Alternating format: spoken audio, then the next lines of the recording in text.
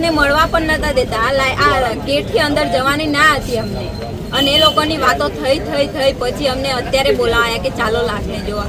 અત્યારે જોઈને શું કાલના અમે જોવા માંગે તો અમને આ બધા કુટુંબવાળા, મારી નાની બહેનો જોયું હતું, આ એના પપ્પા એને મોડું નહીં જોયું છોકરાએ, કે કોઈને મોડું જોવાની એ નહીં, મોડું તો જોવું જોઈએ ને કે લાશ નહીં બનાવે। એમને જેમ તામા ઘરનું માણસ છે એમ જઈએ ને એમ બહારની દેવાની કરવાની નથી એવી ના કહેતા હતા। અને તમારે અહીંયા કોઈ માણસ ના જોડે તમારા ઘરનું એવું કે છે? કોણ કહે છે? ના કહેતા હતા એ સરો અનુરાગ પોલીસ દમણાસા ગામના સંજયભાઈ વસાવા કરીને એક મરણ પામેલ છે, અને આ બનાવ 23મીના રોજ રાત્રે બનાવ બનેલ છે, જેની ડેડ બોડી ગઈકાલે મળેલી છે। ત્યારે પોલીસ દ્વારા એમના પર આકસ્મિક ગુનો નોંધવામાં પણ આવ્યો છે। ત્યારે એની હકીકત શું છે, ઘરના તમામ સદસ્યોનો આક્ષેપ હતો કે કોઈ એમની સાથે અણબનાવ બન્યો હશે, કોઈ ઘટના ઘટી હશે તો જ અમારા સંજયભાઈનું મૃત્યુ થયું છે, એવી પોલીસ પર એમની માગણી હતી કે એમાં યોગ્ય તપાસ થાય। ત્યારે આજે પણ એમની સાથે એમણે જ્યારે અમને બોલાવ્યા ત્યારે એમની સાથે અમે તપાસ અધિકારી શ્રી પીઆઈ સાહેબ તમામ અધિકારીઓને મળ્યા છે, અને આ જે પણ બનાવ બન્યો છે એમાં તટસ્થ તપાસ થાય અને એની પરિવારને ન્યાય મળે એ અમે પ્રયાસો કર્યા છે।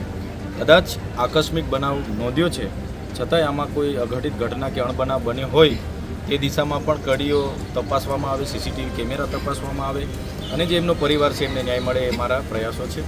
અને પોલીસ અધિકારી શ્રીઓએ પણ અમને કીધું છે કે કોઈ આમાં દોષી હશે તેમને છોડવામાં નહીં આવશે, અને કોઈ નિર્દોષ આમાં ફસાય નહીં એ પ્રકારની તપાસને આગળ વધારવાનું એમણે પણ અમને આશ્વાસન આપ્યું છે।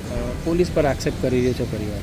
હા, પરિવારનો એક આક્ષેપ હતો કે અમારા સંજયભાઈ પોલીસ અધિકારીઓ સાથે ફરતા હતા અને આ બનાવ બન્યો છે। ત્યારે પોલીસ અધિકારીઓએ પણ ખુલાસો કર્યો છે, અને થોડા સીસીટીવી ફૂટેજ ને આ તે એમના પાસે પુરાવા હતા, કોલ ડિટેલ હતી, એ પણ એમણે અમને જણાવી છે। ત્યારે એમના પરિવારને પણ હાલના તબક્કે એ જાણ અમે કરી છે, ને સાથે જ હતા બધા પરિવારો, અને આગળ જે પણ પંચક્યાસ હશે એમાં પંચો રાખવાના હશે કે સાક્ષી રાખવાના હશે, એમના જે પણ નિવેદનો હશે પોલીસે પણ કીધું કે એમાં પણ તમને સાથે રાખીશું, એફએસએલ પણ કરાવીશું, ડૉક્ટરની પેનલમાં પીએમ થશે, અને જે પણ તપાસમાં બહાર આવશે એ તરફની આગળની તપાસ આગળ વધશે।